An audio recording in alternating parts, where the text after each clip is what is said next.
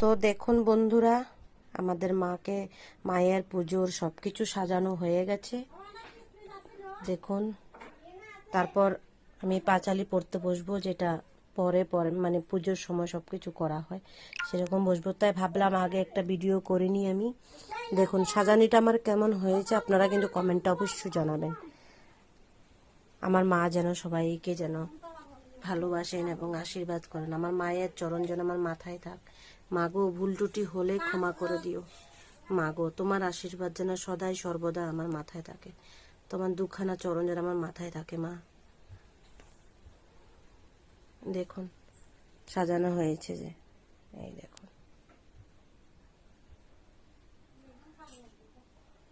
মা গো, তুমি দেখো মা, দেখো আমার মনের আশাটা যেন পূর্ণ হয় মা। মা গো।